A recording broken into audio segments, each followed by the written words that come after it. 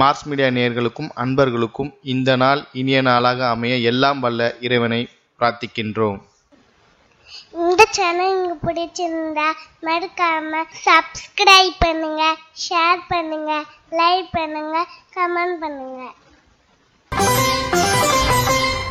எனதுமே தனுசு ராசி அன்பர்களே, இன்னைக்கு இந்த பதிவுல நம்ம என்ன பார்க்க போறோம் அப்படின்னா, அற்புதமான குரோதி வருடம் தை மாத ராசி பலன். தை மாதம்னாலே அற்புதம். ஏன்னா ஆரம்பமே பொங்கல், அடுத்தபடியா மாட்டு பொங்கல், உழவர் திருநாள், தை அமாவாசை, ரத சப்தமி, இப்படி வரிசையா நிறைய இருக்கு. கரெக்டா? அந்த வகையில் இந்த தை மாதம் உங்களுக்கு எந்தெந்த கிரகங்கள் அற்புதமா வேலை செய்ய போறது, எந்தெந்த கிரகங்கள் மூலமா நீங்க கவனமா இருக்கணும், பரிகாரமா என்ன பண்ணினா ரொம்ப விசேஷம் அப்படிங்கறத பத்திலாம் நம்ம இப்ப தெளிவா பார்க்க போறோம். ஃபர்ஸ்ட் ஆஃப் ஆல், உங்களோட பகிர்வன ரோகஸ்தானத்துல உங்கள் ராசிநாதனும் சுகாதிபதியுமான குரு பகவான் வக்ரகதியில இருக்கார். பரவாயில்ல, உத்தியோகத்துல ஓரளவுக்கு தைரியமா இருப்பீங்க, தொழில் வியாபாரத்துல பரவாயில்ல கவனமா இருப்பீங்க, எடுக்கிற காரியங்கள்ல ஓரளவுக்கு ஒரு அனுகூலத்தை கண்டிப்பா கொடுக்குதுங்க. 11/2/2025 முதல் இந்த குரு பகவான் வக்ர நிவர்த்தி அடைகிறார். உங்க ராசிநாதன் வக்ர நிவர்த்தி அடைஞ்சு 6ஆம் இடத்துல இருக்கு. சுமாரான பலன்களை தான் கொடுக்கும். உத்தியோகத்துல இந்த மறைமுக எதிர்ப்புகள்லாம் இருக்கலாம், அதெல்லாம் கொஞ்சம் கவனமா எடுத்து அனுசரிச்சு போறது நல்லது. அதே மாதிரி சில பேருக்கு கொடுக்கல் வாங்கல்ல பிரச்சனை இருக்கும். ஏன்னா தனக்காரகன் 6ஆம் இடத்துல இருக்கனால கொடுக்கல் வாங்கல் கொஞ்சம் பிரச்சனையை கொடுக்கும், அதெல்லாம் கவனமா இருக்கணும்.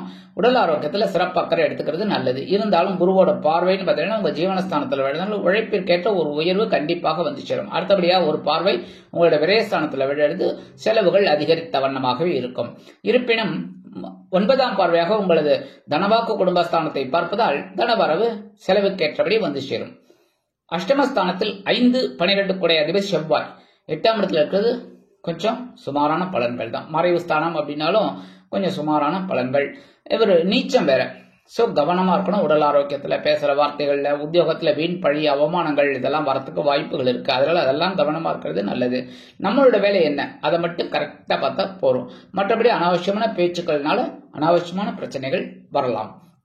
18/1/2025 முதல் இந்த செவ்வாய் பகவான் வக்ரகதியிலேயே மிதுன ராசிக்கு வந்துடுறார். மிதுன ராசிங்கிறது உங்களோட களத்திரஸ்தானம், 7ஆம் இடம். 7ஆம் இடத்துல வர்றதுனால ஜென்ம ராசியை நேரா பாக்குறாரு அப்படின்னா உஷ்ணம் அதிகமாகும். அதனால கவனமா இருக்கணும். உடல் ஆரோக்கியத்துல, பேசுற வார்த்தைகள்ல, ஏன்னா திடீர்னு ஏதாவது ஒரு டென்ஷன் வரும், அந்த டென்ஷன் எல்லாம் சமாளிக்கணும். சீருடை பணியாளர்களாகிய காவல், ராணுவம், தீயணைப்புத்துறை, மருத்துவத்துறையில் வேலை பார்க்கும் அன்பர்களுக்கு எதிர்பார்க்கும் இடமாற்றம், பதவி மாற்றம், பதவி உயர்வு, சம்பள உயர்வு சற்று காலதாமதமாகி பிறகு நிறைவேறும். அடுத்தபடியா ஜீவனஸ்தானம் என்று அழைக்கப்படக்கூடிய 10ஆம் இடத்தில் கேது பகவான். பரபரப்பா இருக்கீங்க, சுறுசுறுப்பா இருக்கீங்க, பெரிய அளவுல ஒரு நன்மைகள் இல்லைன்னாலும் ஓரளவுக்கு சமாளிப்பீங்க. ஏன்னா 10ஆம் இடத்துல ஒரு பாவி இருந்தா ரொம்ப விசேஷம். சோ இந்த கேது பகவான் இருக்கிறதால உங்களுக்கு நல்லது. இருந்தாலும் குருவோட பார்வையும் விழுறதுனால ஓரளவுக்கு எல்லாத்தையுமே அற்புதமா சமாளிப்பீங்க. அப்படின்னாலும் ஆன்மீக விஷயங்கள் தான் உங்களுக்கு நல்லபடியா கை கொடுக்கும்.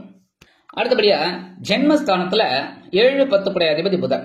ஜென்ம ராசியில புத பகவான் இருக்கிறது ரொம்ப விசேஷம். மனசை ஒரு தெளிவா வச்சுப்பீங்க. ஏன்னா புதன் அறிவு ஜீவி, அறிவு காரகன்.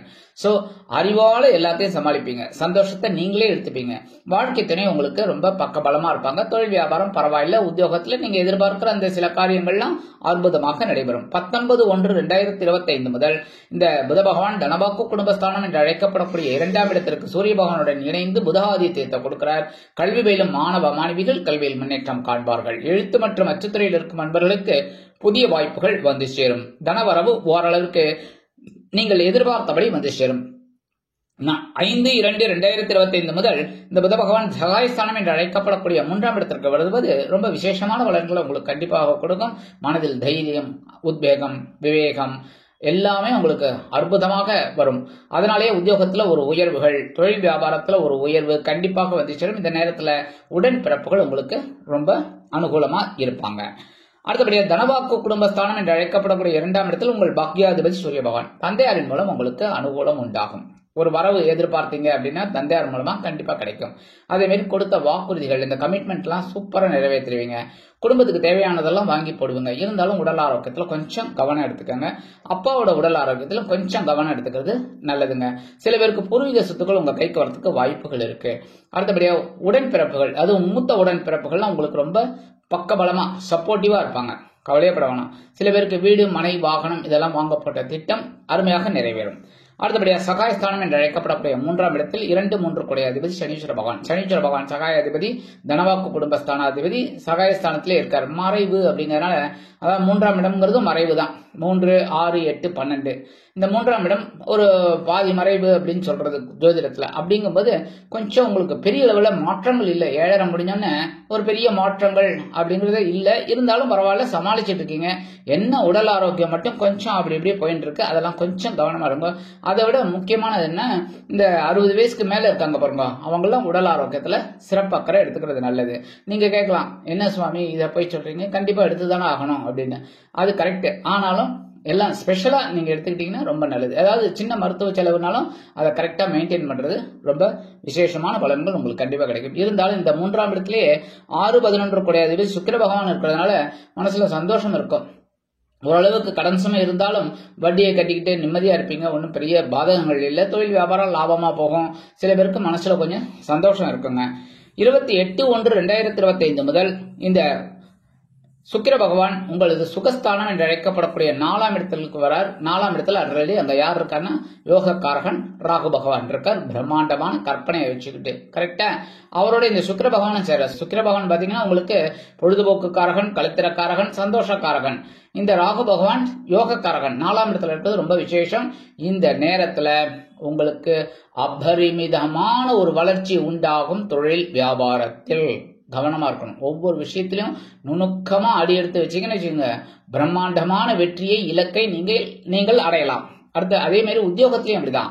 உத்தியோகத்துல சிறப்பான சூழ்நிலை இருக்கும். தைரியமா ஒவ்வொரு வேலைகளையும் செய்யுங்க. அது உங்களுக்கு அற்புதமான ஒரு முன்னேற்றத்தை கண்டிப்பாக கொடுக்கும். வெளியூர் அல்லது வெளிநாட்டு பயணங்கள் உங்களுக்கு திருப்திகரமாக அமையும். அதே மாதிரி வெளியூர் போய் படிக்கணும், வெளிநாடு போய் உத்தியோகம் பார்க்கணும்னு நினைக்கிற குழந்தைகள்லாம் தாராளமா இந்த நேரத்தை நீங்க உபயோகப்படுத்திக்கலாம். நீங்க எடுக்கிற காரியங்கள்லாம் அற்புதமா இருக்கும். இந்த நேரத்துல உறவினர்கள் உங்களுக்கு ஆதரவா இருப்பாங்க. ராகுவும் சுக்கிர பகவானும் சேர்றது ரொம்ப விசேஷமான பலன்கள் உங்களுக்கு கண்டிப்பா கிடைக்கும். ஏன்னா கேந்திரஸ்தானத்துல இந்த சுக்கிர பகவான் வர்றது ரொம்ப விசேஷம். 4ஆம் இடத்துல வந்தாலே மாளவிய யோகம். ஏன்னா உச்சமடைஞ்சாலே மாளவிய யோகம். அதனால உங்களுக்கு யோகங்கள் கிடைக்கக்கூடிய ஒரு வாய்ப்புகள் தாராளமா கிடைக்கும். அதெல்லாம் உபயோகப்படுத்திக்கணும். சரியா? ஜோதிடர் சொல்றதுதான். ஆனா உபயோகப்படுத்திக்கிறது, முன்னேறதெல்லாம் உங்க கையில தான் இருக்கு. சரியா? அடுத்தபடியா பரிகாரமா என்ன பண்ணினா ரொம்ப விசேஷம், முருகப்பெருமானை திருப்திப்படுத்தணும், வழிபாடு பண்ணணும். என்ன அப்ப பண்ணதான் செவ்வாய் பகவான் பலமடைவார். செவ்வாய் பகவான் நீச்சம், அப்புறம் வக்ரம் இப்படி எல்லாம் இருக்காரு. அதனால முருகப்பெருமான் வழிபாடு பண்றது ரொம்ப ரொம்ப விசேஷமான பலன்கள் உங்களுக்கு கண்டிப்பா கிடைக்கும். செவ்வாய்க்கிழமை போயிட்டு வாங்கோ. அடுத்தபடியா கந்த சஷ்டி கவச்சம் பாராயணம் பண்ணுங்க. கண்டிப்பா கேளுங்க, அது ரொம்ப விசேஷமான. ஏன்னா கவச்சம் போல உங்களை காக்கும். அதனால கந்த சஷ்டி கவச்சம் தினந்தோறும் முடிஞ்சா காலை மாலை 2 வேளையும் கேட்கறது ரொம்ப விசேஷம். தெரிஞ்சா நீங்க சொல்லிட்டே போங்க, ரொம்ப விசேஷம். சரியா? அடுத்தபடியா அங்காள பரமேஸ்வரி, மேல்மலையனூர் அங்காள பரமேஸ்வரி வழிபாடு பண்ணுங்க. அங்காள பரமேஸ்வரி எந்த ரூபத்துல இருந்தாலும் சரி, அதாவது அங்காளி, செங்காளி இப்படி நிறைய அவங்க இது இருக்கு.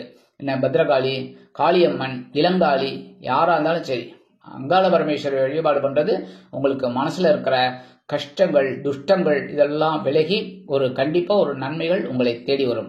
ஆக இந்த சிறு பரிகாரத்தின் மூலம் குரோதி வருடம் தை மாதம் அற்புதமான ஏற்றம் தரும், மாற்றம் தரும், முன்னேற்றத்தை அள்ளித்தரும் மாதமாக அமையும் என்று கூறி விடைபெறுகிறேன். நன்றி, வணக்கம். மீண்டும் ஒரு அருமையான பதிவில் நான் உங்களை மனமகிழ்ச்சியோடு சந்திக்கிறேன். வாழ்த்துக்கள். வாழ்க வளமுடன். இந்த சேனல் உங்களுக்கு பிடிச்சிருந்தா மறக்காம சப்ஸ்கிரைப் பண்ணுங்க, லைக் பண்ணுங்க, ஷேர் பண்ணுங்க.